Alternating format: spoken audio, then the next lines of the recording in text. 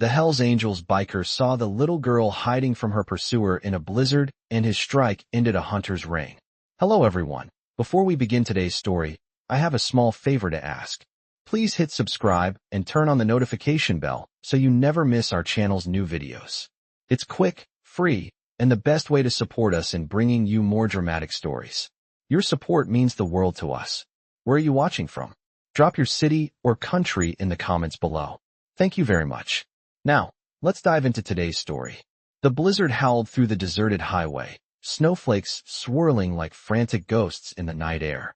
Visibility was almost zero, and the ground was covered in a thick blanket of snow. The motorcycle's headlight cut through the darkness, illuminating only a small section of the road ahead.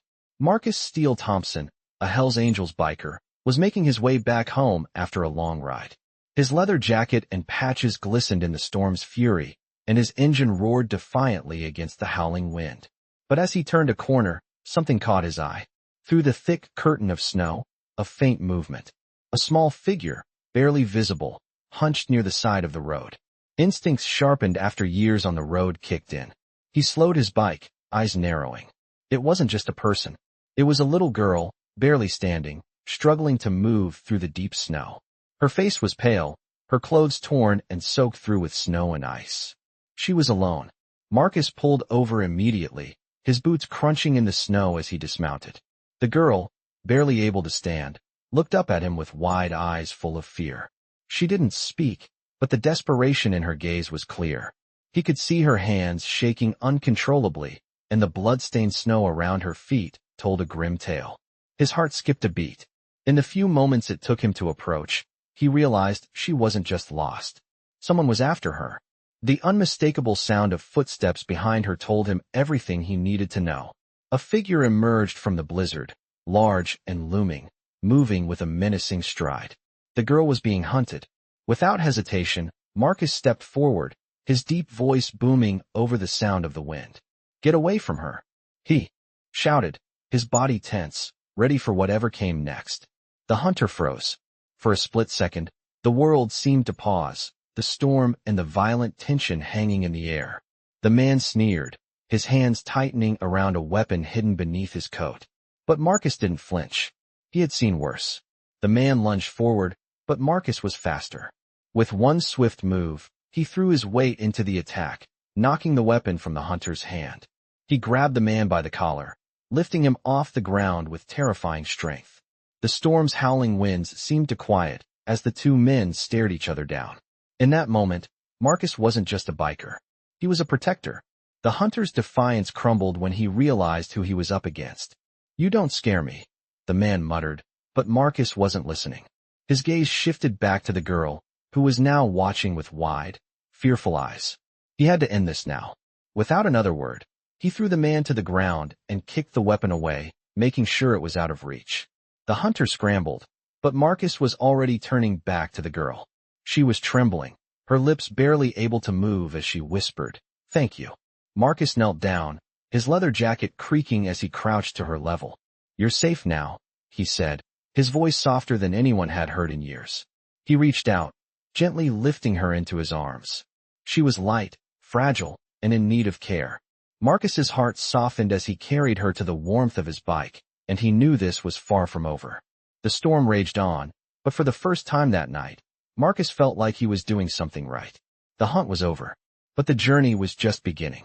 I can see the relief in her eyes as I gently placed her on the back of my bike. The wind howled around us, the snow continuing to swirl in a chaotic dance. But in this brief moment of stillness, it was almost as if the world had stopped turning. The little girl, no older than 8, clutched my jacket tightly, her hands trembling. I could feel the weight of her fear, but also a strange sense of calm. She wasn't just some helpless child anymore.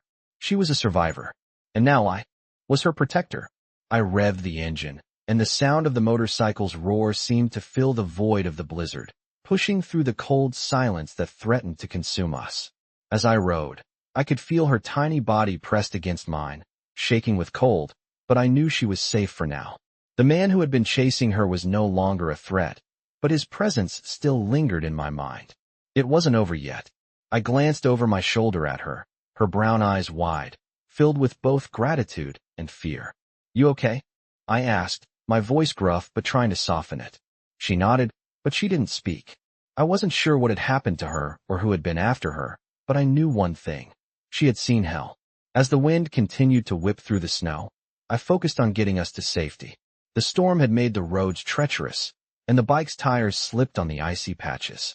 But my hands were steady on the handlebars, my mind was sharp. I had ridden through worse, and I wasn't about to let this little girl get caught in the storm or worse. After a few more miles, we reached an old barn on the outskirts of town. It wasn't much, but it was enough to get us out of the storm for now. I killed the engine and helped the girl off the bike, supporting her as we both walked toward the shelter of the barn. Once inside, I propped her up against the hay bales, giving her space to breathe and recover. The barn smelled of old wood and hay, a musty yet comforting scent. "You're safe now," I told her again, more for my own reassurance than hers. She stared up at me, her face pale and her lips trembling. "Thank you," she whispered, barely audible over the wind. It was the first time she had spoken since I found her. I nodded, crouching down in front of her. "Don't thank me yet. We still need to figure out what's going on and who is after you." Her eyes darted around nervously, but she didn't say anything. I could tell she was terrified, her whole body tense as if waiting for the storm to catch up with us. I knew I had to get her to trust me, but I also knew it wouldn't happen overnight. She had been through too much. I reached into my bag and pulled out a small first aid kit, just in case she had any injuries I hadn't noticed. Her clothes were soaked from the snow, and I could see a few cuts and bruises on her arms and legs. "Let me clean you up," I said gently. She didn't resist. Slowly, I cleaned the cuts on her arms, using the antiseptic wipes to wipe away the dirt and blood. As I worked, I could feel her watching me, but she remained silent. I didn't push her to talk. Instead, I focused on taking care of her the way I knew how, by being there for her. The snow outside continued to fall, and the wind howled against the barn, but in this moment, it felt like we were the only two people in the world. After a while, I finished cleaning her up and sat down beside her. "Do you want to tell me what happened?" I asked, keeping my voice calm. She hesitated, her eyes downcast, her fingers playing with the hem of her torn coat. I was running. My mom, she said I had to leave. He was going to hurt me." Her voice cracked, and I could see the fear flash in her eyes again. "Who was going to hurt you?" I asked softly, already knowing the answer. But she didn't respond immediately. Instead, she looked away, as if trying to bury the memories deep inside her. The silence stretched on for what felt like forever before she spoke again. "He was my uncle. She stopped, tears welling up in her eyes. I couldn't stay there anymore. I had to run. He said if I ran, he'd find me. And I didn't know what to do." Her voice trailed off, and I could feel the weight of her words. It was hard to believe anyone could treat a child like that. It made my blood boil, but there was nothing I could do about the past. All I could do now was keep her safe. I leaned back against the barn wall, my mind racing. "You did the right thing," I said quietly. "You got away from him. You survived. And you're here now. You're safe." She nodded, wiping away the tears, though her body still shook with the cold and fear. I looked at her closely, seeing the trauma etched in her eyes. She had been through something that no child should ever have to endure. And now, it was up to me to make sure she never had to face it again. I sat next to the little girl, her eyes still wide with fear, but now there was a flicker of something else, something like trust. We had been sitting in the barn for hours, the storm outside still howling, but the cold wasn't as sharp inside the barn. I had made sure the small space was as warm as I could manage, using old hay and blankets I found lying around. She had stopped shivering, but the trauma was still etched in her eyes. I couldn't get rid of the picture of her, alone and terrified, running for her life. My thoughts kept drifting to that man, the one who had been hunting her. He wouldn't give up easily. I knew that much. "You're safe for now," I said quietly, my voice rough, as if I had to remind myself just as much as I needed to remind her. "But we need to stay alert. We don't know if he's gone or if he'll be back." The little girl nodded, but said nothing. I didn't expect her to talk much. After everything she had been through, it was a small miracle that she hadn't completely closed off. I had to respect that. I glanced over at the corner of the barn where my bike was parked. The snow outside wasn't letting up, and I knew I couldn't stay here forever. I needed to get her out of the storm, to someplace safer. But the question was, where? There was nothing around for miles. My thoughts were interrupted when the girl shifted slightly beside me, her small voice breaking the silence. "What's your name?" she asked. Her eyes were still filled with uncertainty, but there was something in the way she asked that made me pause. I wasn't sure what to say at first. I didn't usually tell people my name. I wasn't exactly the type to sit around and have heart-to-heart conversations, especially not with kids. But something about her, something in her vulnerability, made me soften. "Marcus," I said finally, my voice gruff. "But most people call me Steel." She nodded slowly. "Like steel?" she asked, her face scrunching in confusion. I chuckled softly, despite myself. "Yeah, something like that." She looked at me for a moment, as if weighing my words. "Are you a good guy?" I froze at her question. "What do you mean?" I asked, my tone rougher than I intended. She shrank back a little, but then looked at me again. "Are you a good guy? Like, do you protect people?" Her words hit me harder than I expected. "Yeah," I said, almost surprised at how simple it was. "I protect people." She nodded, her eyes searching mine. "I'm glad you found me." That did it. My chest tightened as I fought the knot that formed in my throat. I had seen enough violence, enough cruelty to know what it did to people, to children, to families. And here she was, just a kid, lost in the middle of all of it. I didn't know how I was going to keep her safe, but I sure as hell wasn't going to let her down. I stood up slowly and started walking toward my bike, my boots crunching in the hay. "Come on," I said. "We need to get out of here. We can't stay in this barn forever. It's not safe." She stood up, her small legs wobbling slightly, but she held herself together. I could see the exhaustion on her face, but she wasn't going to give up. I couldn't let her. We both walked out into the storm, and I helped her climb onto the back of my bike. I revved the engine, the sound slicing through the snow and wind. It was cold, but I wasn't afraid of the weather. The road ahead, though, that was a different story. I had to figure out where we were going next, where we could go to keep her safe. The whole world was after her, and I wasn't going to let her become a victim again. We rode for hours, the snow still falling in heavy sheets, but we made it out of the woods and onto the main road. The girl clung to me tightly, her little arms wrapped around my waist, but she didn't make a sound. I kept my eyes on the road, my mind racing. I had no idea where we were going, but I knew I couldn't stop until she was safe. We finally reached the outskirts of a small town, and I decided to pull into a rundown motel to take shelter from the storm.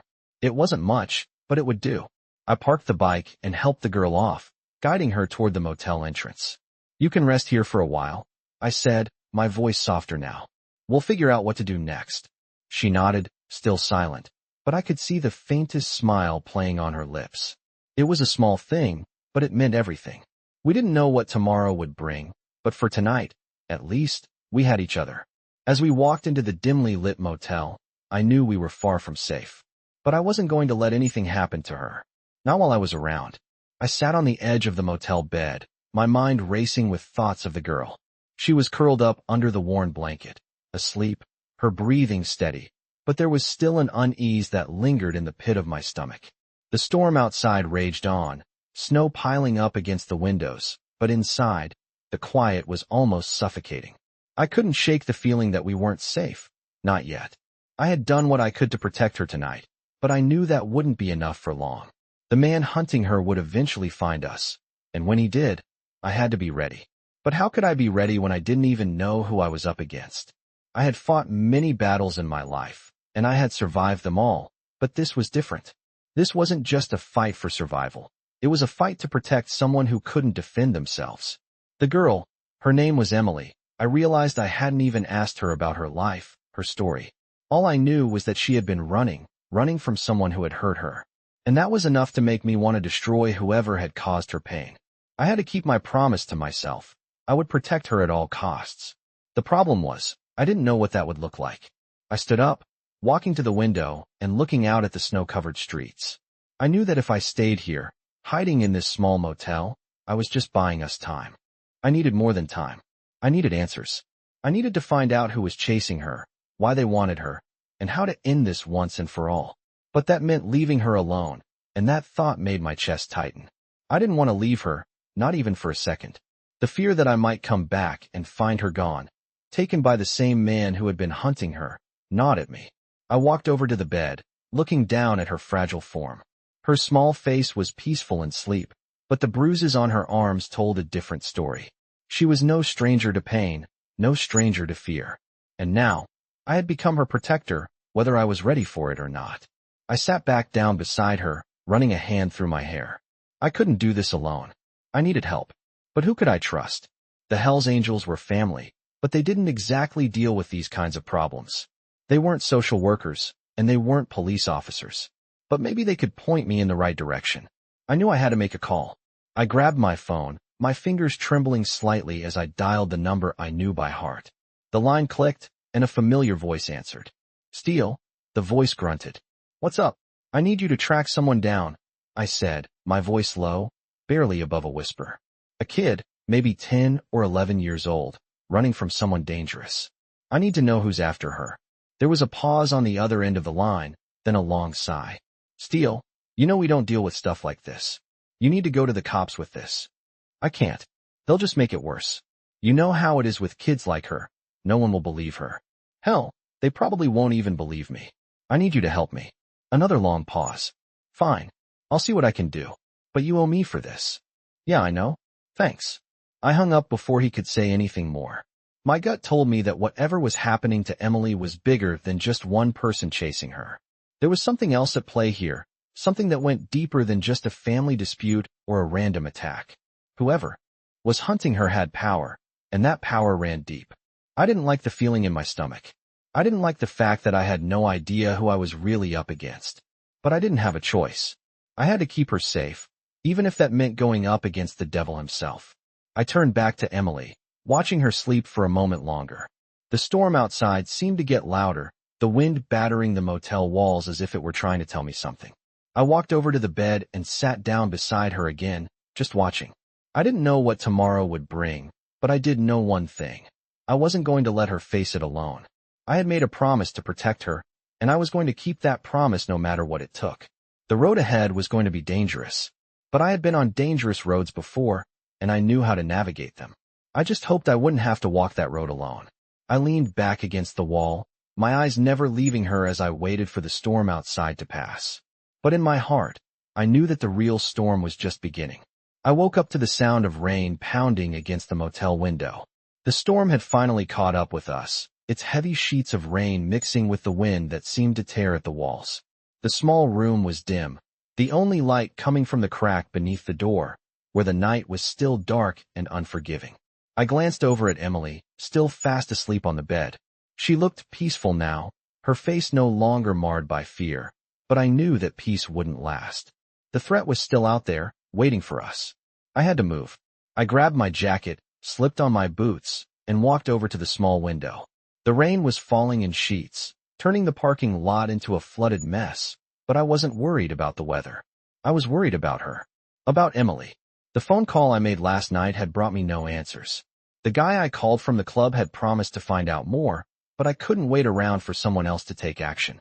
I had to do something. Now, I knew I couldn't just sit here forever, hiding from the storm and hoping that everything would magically work out. I needed a plan. The first thing I needed to do was get Emily out of here, out of this motel. It wasn't safe. No place would be as long as that man was still hunting her. I couldn't keep running forever, though. We had to go on the offensive. I made up my mind. I'd head to the nearest town, get us supplies, and figure out our next move. But as I turned to walk back toward Emily, I heard the unmistakable sound of tires crunching in the gravel outside. My heart skipped a beat. I quickly moved to the door and peered through the peephole. I couldn't see much, just the blurred shapes of vehicles parked in front of the motel, but the sound of engines wasn't a good sign.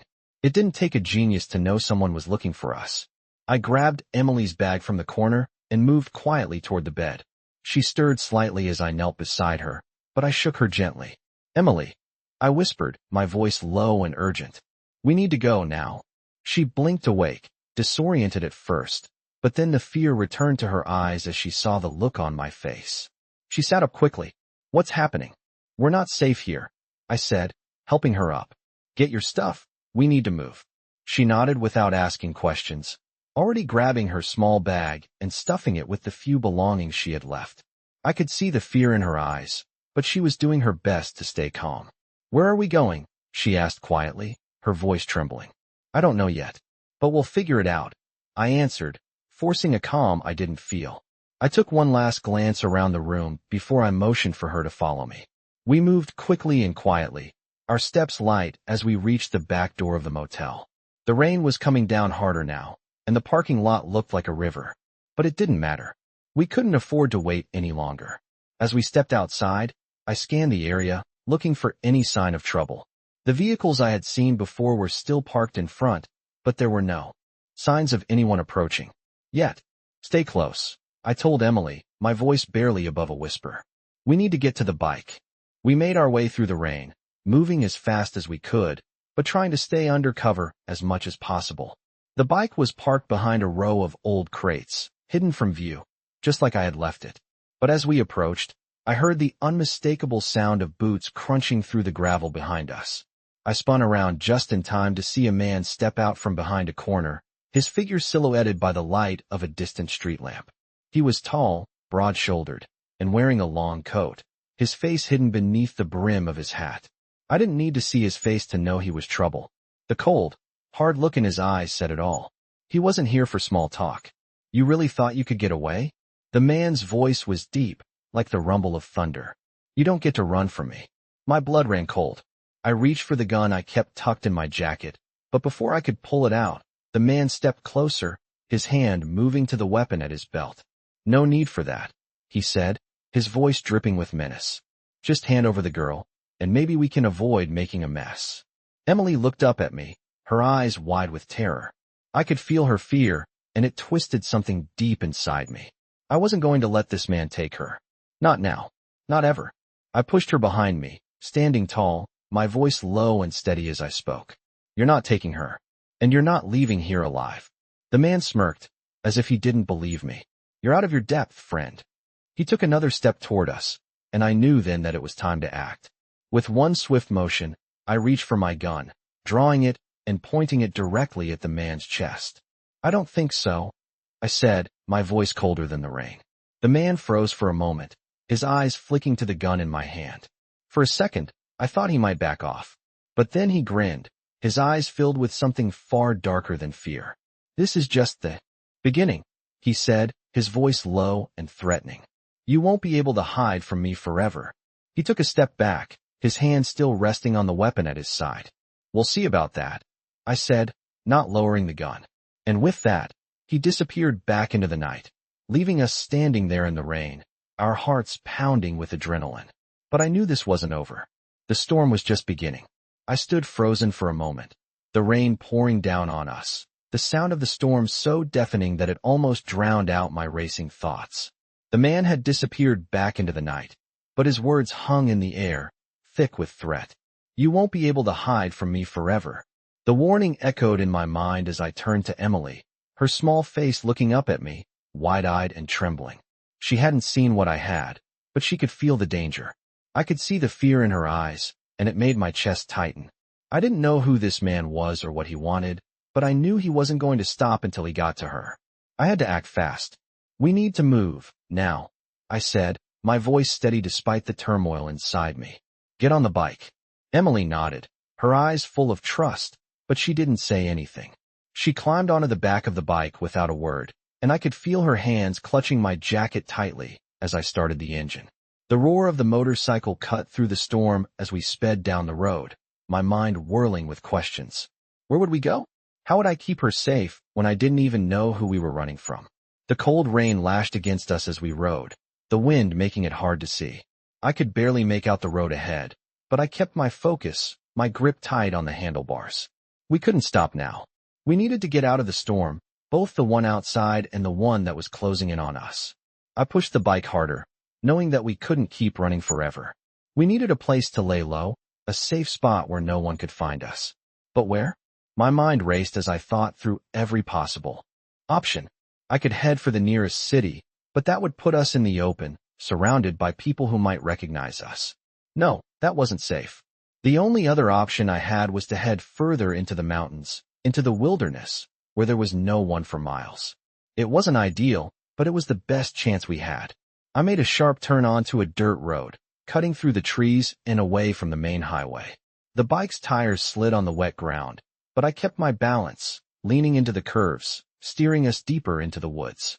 Emily clung to me, her breath cold against my back, but she didn't make a sound. I glanced over my shoulder, and despite the storm, I could see that she was holding it together. I was proud of her.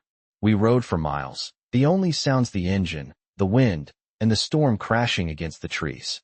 The world felt like it was closing in around us, but I kept going, pushing forward until we reached an old, abandoned cabin. It looked like something out of a ghost story, rusted hinges, broken windows, and a rotting porch, but it would do. I stopped the bike in front of the cabin and helped Emily off, steadying her as she took a shaky step. "This is it," I said quietly. "It's not much, but it's better than staying on the road." Emily didn't argue. She just nodded, her face pale from the cold and the fear. We made our way inside, the door creaking as I pushed it open. The cabin was dark, but at least it was dry. I helped Emily to a corner, where an old armchair sat next to a dusty fireplace. I took off my jacket and draped it around her, then went to the window, checking outside for any signs of movement. Nothing, but I knew that didn't mean we were safe. I turned back to Emily, who was sitting in the chair, her head resting against the armrest. She was exhausted. She'd been through too much in too short a time. I needed to keep her safe, but I also needed to make sure we had a plan. "Stay here," I told her. "I'm going to find us some food and supplies. We can't stay here long." Emily looked up at me, her eyes filled with worry. "What if he finds us?" she asked quietly. I didn't have an answer for her. I wasn't sure how to protect her from someone like that, someone who could find us no matter where we went. But I wasn't going to let that stop me. I wasn't going to let anything happen to her.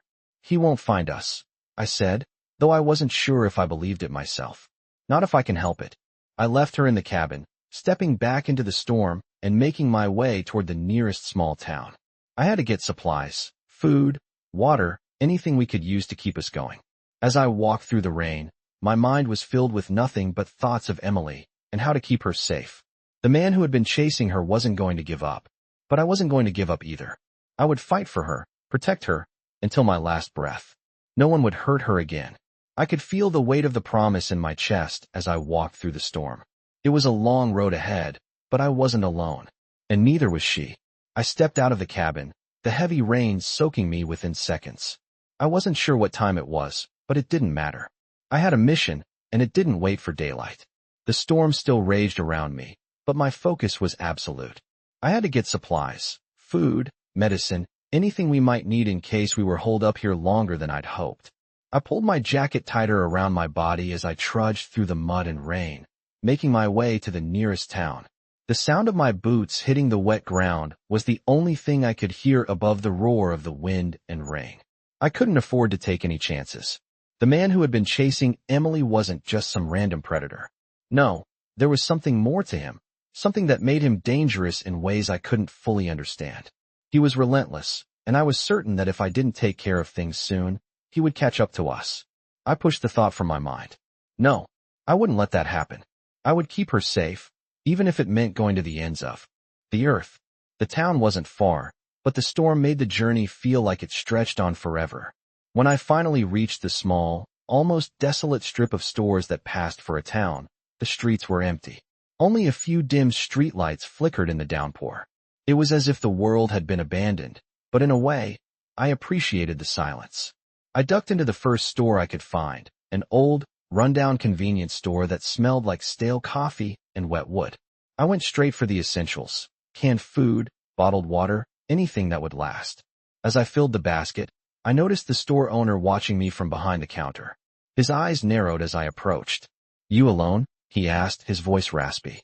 I nodded, keeping my gaze steady. "Yeah, just need some supplies." The man grunted, his eyes flicking toward the door. "You'll want to leave before it gets worse," he said.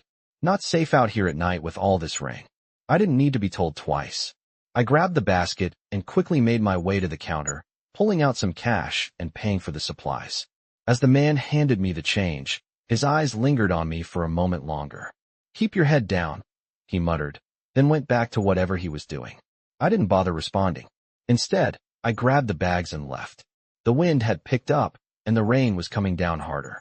I could barely see through the downpour, but I knew I had to get back to Emily.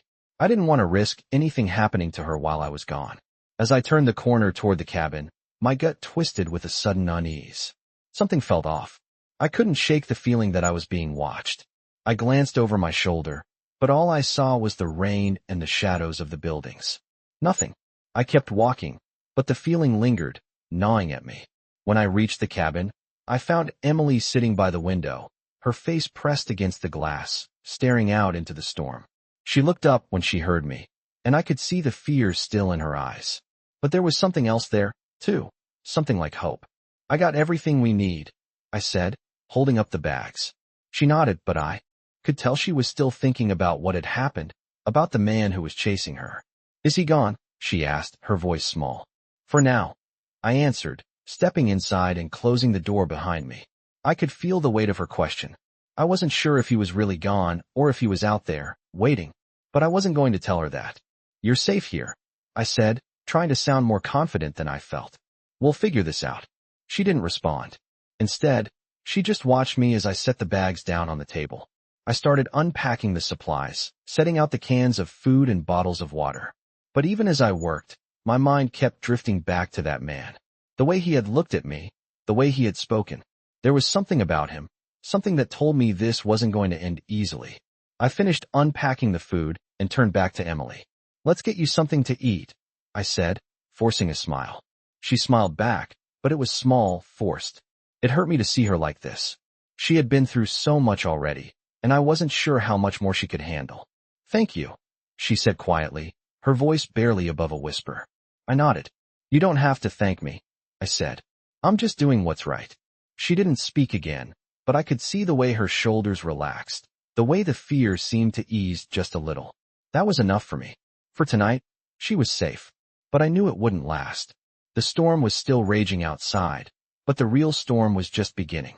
I wasn't going to let that man take her from me. I wouldn't let anyone take her from me. I finished making a quick meal from the supplies I'd gathered and set it down in front of her. "We'll rest for now," I said. "But tomorrow, we move again. We can't stay here." She nodded, taking a bite of the food I had given her. I sat down next to her, my mind still racing with plans and strategies. But for now, all I could do was focus on keeping her safe. I glanced out the window once more, my gaze sharp, but the storm continued to rage on, hiding the world outside from view. And for a moment, everything seemed still. But I knew it was only temporary. Soon, everything would change again. I woke up the next morning with the sound of the rain still pouring outside. The storm had not let up at all. I had barely slept, my mind racing with thoughts of what we had to do next. Emily was still asleep, her small form curled up in the corner of the cabin. I could tell that she had been through so much, but somehow, she had remained strong. I couldn't say the same for myself. My muscles ached from the tension of the past few days, and the worry gnawed at my insides. But I couldn't afford to be weak. I had to stay sharp. I quietly stood up and went to the window. The rain was relentless, and I could barely see more than a few feet out into the woods. The world felt closed in, like we were trapped in this tiny cabin with no way out. I knew that staying here wasn't an option for long. The man who had been chasing Emily was out there, somewhere, and he wasn't going to stop until he found us.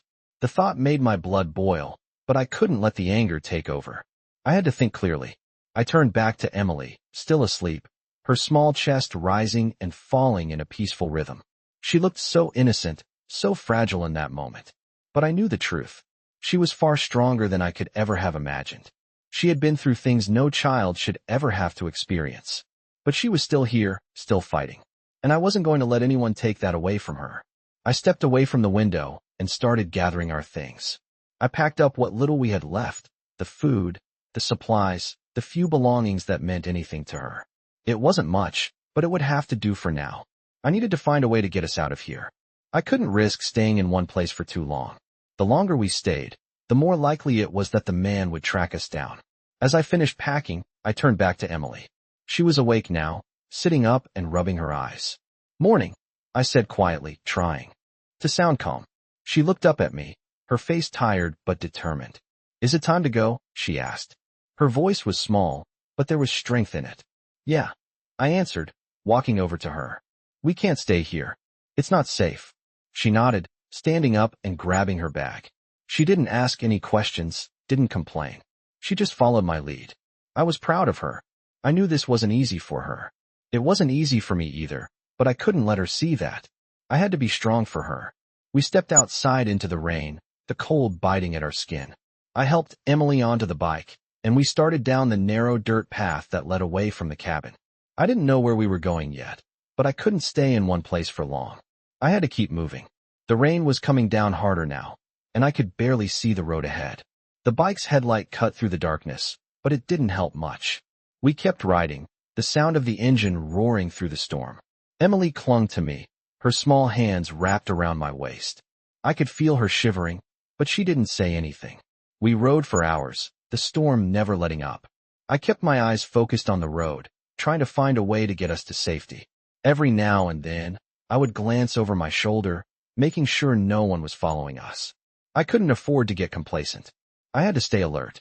The hours passed slowly, but eventually, the rain began to let up.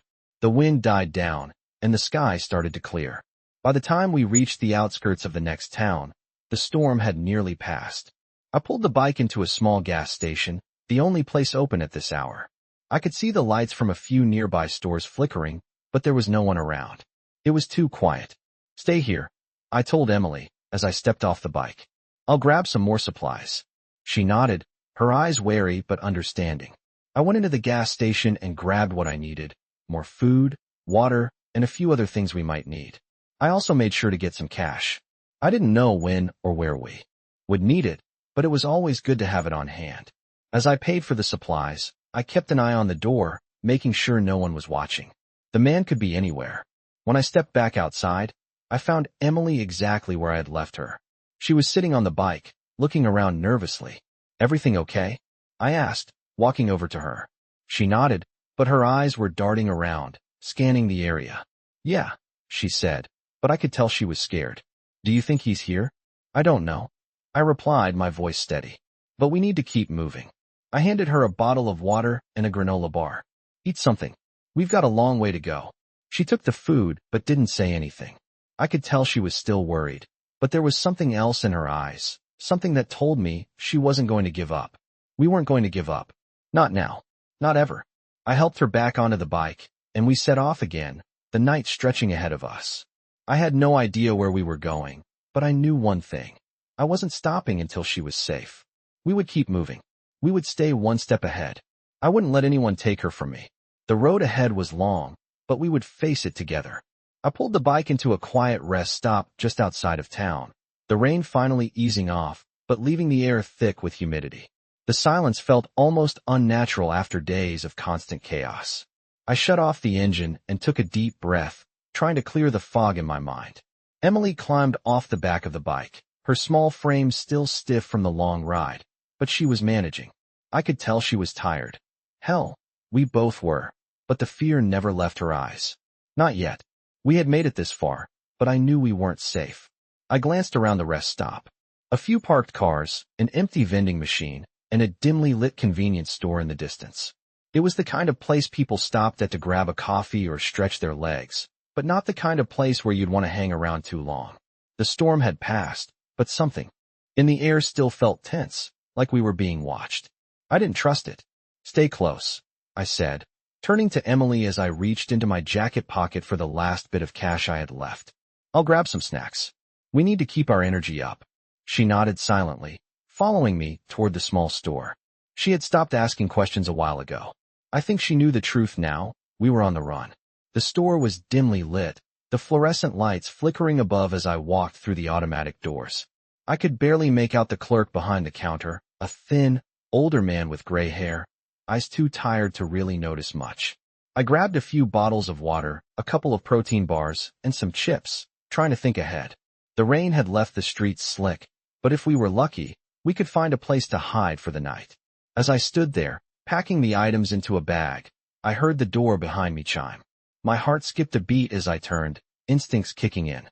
It wasn't the usual customer entering. It was a man, tall and stocky, with a dark jacket and boots that clicked sharply against the floor. The way he walked, the intensity in his eyes, everything about him screamed trouble. My gut told me this wasn't a coincidence. I kept my distance, pretending not to notice, but I could feel his gaze. He was watching me. watching us. My hand tightened around the bag, my mind running through every possible scenario. "Can I help you?" the clerk asked the man, his voice thin and weak, as if he had seen enough trouble to be unbothered. The man didn't answer immediately, just looked around the store like he was trying to decide if it was worth his time. I knew then, without a doubt, he was looking for us. I grabbed the last of the items and turned toward the door, moving as casually as I could. Emily stood just outside, her eyes scanning the lot, oblivious to what was happening inside. I nodded for her to move, signaling her to stay low. As we reached the bike, the man stepped outside the store, his eyes locking onto mine. My heart pounded in my chest. He wasn't trying to hide. This was no mistake. "You," he called. Out, his voice low and threatening. "I know who you are, and I know what you're doing." I stood frozen, my hand gripping the bike's handlebars. Emily was just behind me, her small frame trembling slightly, and I knew I couldn't let him get any closer. The man stepped toward us, his boots crushing the gravel beneath him with every step. "Get out of my way," I said, my voice steady but filled with a dangerous calm. The man smirked, his eyes cold. "You don't get to run forever," he said, reaching for something inside his coat. My pulse quickened. I couldn't let him draw whatever weapon he was carrying. I moved faster than he anticipated, stepping in front of Emily, and before he could even fully pull out his gun, I kicked his hand away. The weapon dropped to the ground with a metallic clatter. He cursed, reaching for a knife at his side, but I was already on him. The next few seconds felt like they stretched on forever. I blocked his strike, pushing him back hard enough to knock him off balance. My fist collided with his face, and he staggered back, a grunt escaping his lips. "This is it," I muttered, not taking my eyes off him. "You're not going any further." The man wiped his bloody nose and glared at me with venom in his eyes. "You think you can protect her? You're too late," he spat. Emily stepped forward, her small hand gripping the back of my jacket. Her voice, barely above a whisper, came from behind me. "I don't want to run anymore." It was like a weight dropped in my chest. I turned to look at her, and I saw it. The fear, the exhaustion, but also something else. A resilience. She wasn't going to let this man control her anymore. I couldn't let her fight this battle alone. I glanced back at the man, who had started to circle around us. I knew I had to end this. It was either him or us. I took a deep breath and positioned myself between him and Emily. "You don't know what you're dealing with," I said quietly, "but I'm not afraid of you." In a single motion, I lunged at him, my fist finding its mark in his stomach, knocking the wind out of him. He collapsed, gasping for air, and I didn't stop. I grabbed his knife from the ground and held it to his throat, the cold steel against his skin. "This ends now." I could see the fear in his eyes. "Don't make this harder than it has to be," I warned. He raised his hands in surrender, his chest heaving. "You won't get away with this," he gasped, but I wasn't listening anymore. I wasn't going to wait for him to make another move. Slowly, I lowered the knife and stepped back, my eyes never leaving his. "Get in the car. You'll never come near her again." The man, beaten and out of options, nodded and staggered off toward the parking lot, his footsteps slow and heavy. As he disappeared into the night, I turned back to Emily, my heart still racing. She was safe, for now, but I knew the real battle was far from over. I stood still for a moment, my body tense, every nerve on high alert. The man was gone, but his presence still lingered in the air, heavy and threatening. I could feel the adrenaline slowly leaving my body, replaced by the pounding reality of what had just happened. Emily was safe, for now, but I knew better than to believe this was the end of it. The man might have backed off, but the danger hadn't disappeared. The road ahead was still dangerous, and we couldn't afford to be complacent. I turned to Emily, who was still standing by the bike, her small face pale, eyes wide with uncertainty. She didn't speak at first, just watched me with that quiet intensity one had come to recognize. It was the look of someone who had seen too much, too young. "Are you okay?" I asked, though I already knew the answer. She nodded slowly, though the fear was still clear in her eyes. "I'm fine." Her voice was quiet, barely above a whisper, but there was a strength in it that I hadn't heard before. I gave her a reassuring smile, though it felt empty. "You did good. You stayed calm." She didn't say anything else, but I could see the small shift in her, like she was beginning to believe it herself. I turned back to the road, my mind already working through our next steps. The storm had passed, but there was no escaping the feeling that we were being hunted. I wasn't about to let that happen again. I grabbed the duffel bag I had packed earlier and slung it over my shoulder. "Let's get moving," I said, motioning for her to climb back onto the bike. We needed to keep moving. Staying in one place for too long would only make it easier for anyone who was still looking for us to catch up. Emily climbed on behind me, clutching my jacket as she had before. We rode through the rain-soaked streets, the sound of the motorcycle's engine muffled by the steady thrum of the storm still lingering in the air. My mind kept drifting back to the man. Whoever he wasn't going to stop until he had Emily. And if he had to go through me to get to her, he would. I gritted my teeth at the thought. It didn't matter what it took. I would keep her safe. The bike roared as we sped down the highway, the road ahead stretching out into the unknown. I didn't know where we were going, didn't know how long we'd have to keep running. But one thing was clear. We couldn't keep moving forever. We needed help. But who could I trust? The only people I knew who might be able to help were tied to the Hells Angels. But reaching out to them meant risking more exposure, more complications. It wasn't a good option, but it might be the only one. We kept riding until the sun began to rise, the gray clouds breaking to reveal a faint streak of light on the horizon. The storm had passed, but the air was still heavy with tension. I pulled into a small diner just off the highway, my stomach growling as I turned off the engine. The place was quiet, the kind of place where truckers and travelers stopped for a quick meal. The door creaked as we walked inside, the bell above the door ringing softly. The waitress behind the counter looked up from the coffee pot and gave us a quick once-over before flashing a polite smile.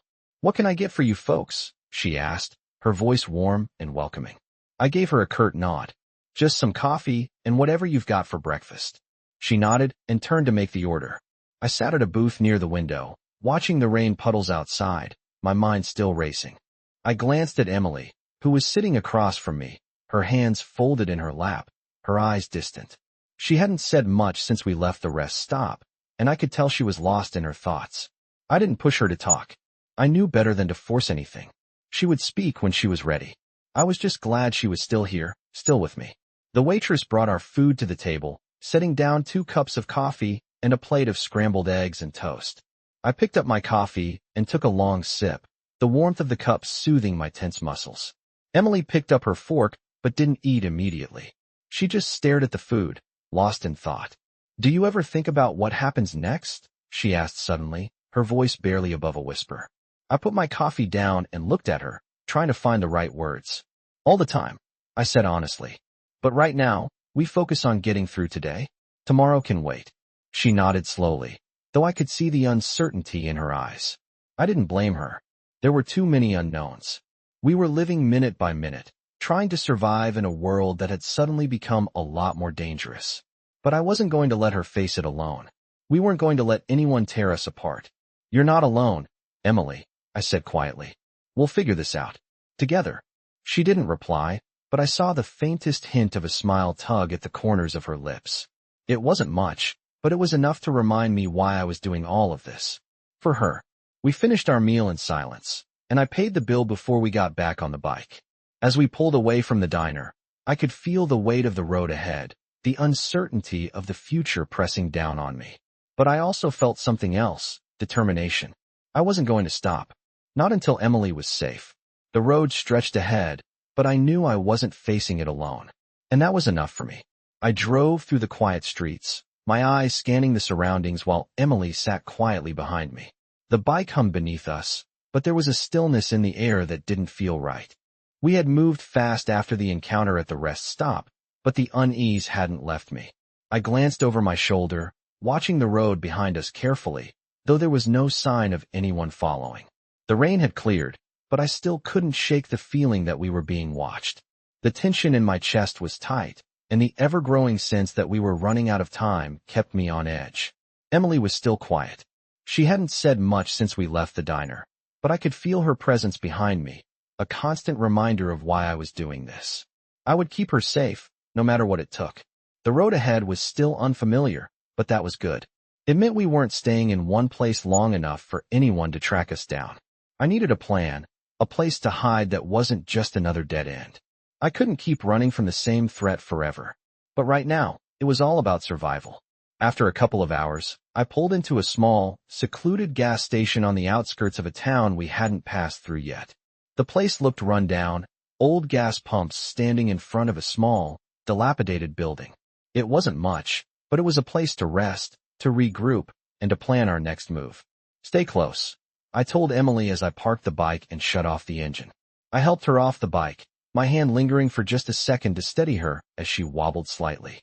I didn't want her to fall, not now. We needed to stay sharp. Inside the gas station, the dim lighting gave the place an eerie, abandoned feel. The clerk behind the counter was older, his graying hair unkempt and his face lined with age. He barely looked up as we entered. I didn't trust the place, but we didn't have a lot of options. Can I get some water and snacks? I asked, trying to keep my voice steady. The man gave a grunt of acknowledgement, not bothering to speak, as he reached for the items. I glanced around the small store while Emily stood by the counter, watching the clerk. I could see that she was still on edge, her eyes darting around, but I could tell she was trying to be strong. The man handed me the items with a bored expression, and I paid him with cash. As I turned to leave, the bell above the door chimed, and I felt a cold prickle on the back of my neck. I spun around, my hand instinctively moving toward my jacket, where my gun was hidden. The door opened, and a man stepped inside, his figure tall and broad, dressed in a long black coat. He had the look of someone who knew trouble when he saw it, and trouble was exactly what I saw in his eyes. My heart raced. There was no mistaking it. He was here for us. I turned quickly, keeping my back to Emily as I walked toward the door, moving as casually as I could. I wasn't sure if the man had recognized us, but I didn't want to take any chances. Emily was already by the bike, and I motioned for her to stay low. The man was still standing by the door, scanning the room with a cold, calculating gaze. I felt my chest tighten as he started to move toward us. I couldn't let him get close. I had no idea if he was alone, but I wasn't about to find out. Let's go, I said to Emily, my voice low but firm. I kept walking, making sure I stayed between her and the man. As I reached the bike, I glanced over my shoulder. The man was still watching us, but he didn't make a move. Not yet. I didn't give him a chance to. I started the bike and revved the engine, my gaze fixed on the road ahead. Emily climbed onto the back, her grip tight around my waist. Hold on, I said as I accelerated down the road. We were back on the move, but now I knew we weren't going to stop until we had a plan. I could feel the man's eyes on us, but I didn't look back. I couldn't afford to. Where are we going? Emily's voice broke the silence, quiet but persistent. I shook my head, even though I knew she couldn't see it. We'll figure it out. I wasn't sure where we would go next, but we couldn't keep running in circles. I needed to get ahead of this, get us somewhere safe. I couldn't risk Emily's safety again, not after everything she had already been through. We rode for hours, the engine's steady hum, the only sound between us. The rain had stopped, but the air was still thick, heavy with the smell of wet earth and asphalt. As we reached the edge of a small town, I pulled off onto a quiet side road, away from the main highway. It wasn't much, but I needed time to think. I found a quiet spot under a canopy of trees and parked the bike. I turned off the engine and just sat there for a moment, my hands gripping the handlebars tightly. We'll figure this out, Emily, I said softly, more to myself than to her. I needed to make sure she was okay. She had been through so much already. But I was starting to realize that the danger wasn't going to go away. It was always going to be there, lurking just behind us. The only thing I could do was keep moving, keep her safe, and try to find a way to end this for good. I turned to her, meeting her eyes. She had been so brave, so strong through all of this. But I knew she was just a kid, and no one should have to go through this. Not ever. I couldn't protect her forever, but I would fight for her as long as I could. I stood in the quiet forest clearing, my eyes scanning the path we had just ridden down. Emily sat on the ground next to the bike, her hands clasped tightly around her knees. Her small body was still trembling, even though the rain had stopped and the world around us had grown eerily quiet. The weight of the situation was pressing down on me, harder with each passing second. We had outrun the man for now, but I couldn't shake the feeling that we were only buying time. He was out there, somewhere, and he wasn't going to stop until he found us. I had no idea what he wanted with Emily, but whatever it was, I knew it wasn't going to be good, and I wasn't going to let him have her. I walked over to Emily, kneeling down beside her. Hey, I said softly, trying to get her attention. She looked up at me, her eyes dark with worry. "Are you okay?" She nodded, but I could see the exhaustion in her face. She had been so strong through all of this, but it was taking a toll on her. I knew it was taking a toll on me too. I had been running on adrenaline for so long that I could barely remember what it felt like to relax. "I don't want to run anymore," Emily whispered. Her voice was small, almost lost in the stillness of the forest. It hurt to hear it, but I understood. She had been through so much already. A child should never have to live like this. I sat down beside her, letting the silence hang between us for a moment. The wind rustled through the trees, the only sound in the otherwise peaceful scene. I didn't have an answer for her. I didn't know how much longer we could keep running either. But I knew one thing for sure. I wasn't going to let her face this alone. "You don't have to run anymore," I said quietly. "I won't let him hurt you. I'll protect you, no matter what." Emily looked up at me, her eyes wide with a mixture of fear and hope. I didn't know if she believed me completely, but I could see that she was starting to. The tension in her shoulders seemed to ease just a little bit, as if the weight she had been carrying was beginning to lift, if only for a moment. I knew we needed to make a decision soon. We couldn't stay in the woods forever. We needed to find a place to lie low, but I couldn't just pick any random spot. We had to be strategic. The last thing I wanted was to get caught out in the open. I thought about our options, the places I could take her to keep her safe. The first place that came to mind was an old cabin I knew about, hidden deep in the mountains. It wasn't much, but it was off the grid, far away from any civilization. If we could get there, we could lay low for a while and figure out our next move. "We need to go somewhere safe," I said, my voice firm. "I know a place. It's not far from here, and it'll give us some time to figure things out." Emily nodded, her face serious. "Okay," she said softly. I helped her back onto the bike, and we started the engine. The road ahead was still wet from the rain, but it was passable. We had to be careful, though. The last thing I wanted was to crash the bike out here in the middle of nowhere. As we rode, I kept my eyes on the road and my mind focused on the destination. I had no idea what we were going to do once we got to the cabin, but I knew we had to keep moving. It wasn't safe to stop for long. The road twisted and turned, the trees on either side growing denser as we headed deeper into the mountains. I glanced over at Emily, her face pressed against my back, her arms wrapped tightly around my waist. She didn't say anything, but I could feel the tension in her body. We both knew the danger was still out there. It was just a matter of time before he found us again. The thought made my grip on the handlebars tighten. I couldn't let that happen. We couldn't let him win. The ride felt like it went on forever, but eventually, we reached the cabin. It was exactly how I remembered it. Old, abandoned, but sturdy. It wasn't much, but it was secure, and that's all that mattered right now. I parked the bike in front of the cabin and helped Emily off. She was still quiet, but I could see her eyes scanning the area, looking for anything out of place. She was scared, I knew that, but she was also strong. Stronger than anyone should ever have to be. I walked inside, the door creaking as I pushed it open. The air inside was stale, but the place was dry. I set down the bags I had packed and turned to Emily.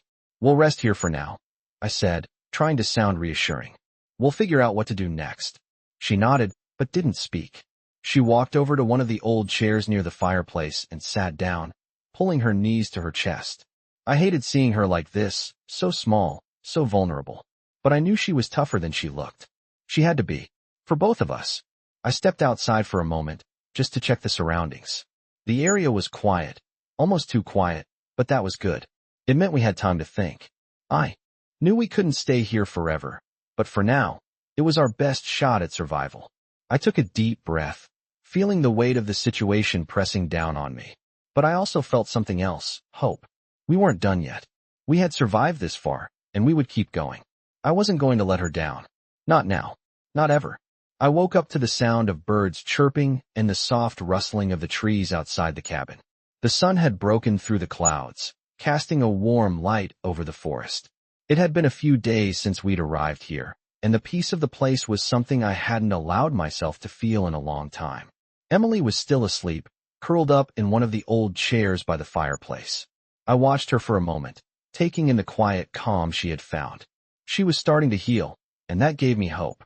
I couldn't say how long we could stay here. The danger was never far behind, and we had to stay vigilant. But for the first time in a long time, I allowed myself to think that maybe we had a chance. I stood up and stretched, walking over to the small window. The world outside seemed so different from the chaos we had left behind. The storm had passed, and now everything felt still, almost untouched. But I knew better than to think we were safe. We had to keep moving, stay ahead of whoever was still looking for us. I turned to Emily, who was waking up, rubbing her eyes. She looked at me, her expression tired but calm. "Good morning," I said softly, trying to keep things light. She smiled faintly, though I could see the shadow of the past few days still lingering in her eyes. "Morning," she whispered. She stood up slowly and stretched, looking around the cabin. "I like it here," she said quietly, her voice soft. I nodded, knowing what she meant. It wasn't perfect, but it was safe, at least for now. "It's not much, but it's all we have for now," I said. "We can rest here, but we can't stay too long. We have to keep moving." She nodded, but she didn't argue. I knew she understood. We had to keep going. After a quick breakfast, I grabbed the map from my bag and spread it out on the table. We had to make a decision. The closest city was a few hours away, but it was risky. If we went there, we'd be in the open, easy to spot. The other option was to keep heading north, deeper into the mountains. It wasn't ideal, but it was safer. Emily looked at the map over my shoulder, her small finger tracing the roads. "Where do we go now?" she asked, her voice soft but determined. I studied the map for a moment, then pointed to a spot. "We go north. There's a small town up there, off the grid. We can get supplies and figure out what to do next." She nodded, her expression serious. "Okay, I trust you." I packed up our things, making sure we had everything we needed for the journey. We couldn't afford to leave anything behind, but I also couldn't carry too much. I needed to move quickly. I helped Emily onto the bike and started the engine, the familiar hum beneath us a reminder that we were always on the move. As we rode through the quiet roads, I couldn't help but glance at Emily. She was clinging to me, her face pressed against my back, but there was a calmness about her that wasn't there before. She had grown in ways I hadn't expected. I could feel the weight of what I had promised her, that I would keep her safe, no matter what. It wasn't just a promise anymore. It was a part of who I was. We kept riding, the world passing by in a blur. The wind whipped through my hair, and I could feel the coldness of the mountain air. But I didn't mind. The road ahead was uncertain, but as long as we had each other, I knew we could face whatever came. The further we went, the quieter the world became. We left the busy towns behind, and the roads narrowed, winding through the trees. I could feel the sense of isolation, but there was something strangely comforting about it. For the first time in a long time, I felt like we were in control. After a few hours, we reached the small town I had mentioned. It was even quieter than I expected, with only a handful of buildings scattered along the road. I pulled into the parking lot of a small, rundown motel and killed the engine. "We'll stay here for the night," I said, looking at Emily. She nodded, though I could see the uncertainty still in her eyes. We didn't know what was waiting for us here, but it was as good a place as any to stop. I checked in, making sure to pay with cash to keep our names off the books. We didn't need anyone finding us through a hotel registry. The room was small, with peeling wallpaper and old furniture, but it was clean and safe. I locked the door behind us and turned to Emily. "Stay here," I told her. "I'll go grab some food and make sure we're not being followed." She nodded, her eyes still watching me. "Be careful." I smiled softly. "I will." I stepped outside into the cool night air, my mind racing. The town was small enough that I didn't think anyone would recognize us, but I wasn't taking any chances. I made my way to the nearby convenience store, picking up some food and supplies. As I walked back to the motel, I couldn't shake the feeling that someone was watching me. I turned a corner and nearly collided with a man in a dark coat. He looked at me for a second, his eyes cold and calculating, before he nodded curtly and walked away. My heart raced, but I didn't react. I kept walking, trying to calm myself. When I got back to the room, Emily was sitting on the bed, looking at the window. "What happened?" she asked, her voice low. "Nothing," I said, my voice steady. "Let's just eat and get some rest." We sat together, eating in silence. I could feel the weight of the night pressing on us, but I knew we would make it through. Tomorrow was a new day, and we were one step closer to safety. The road ahead was still long, but as long as I had Emily with me, I knew we could face whatever came our way.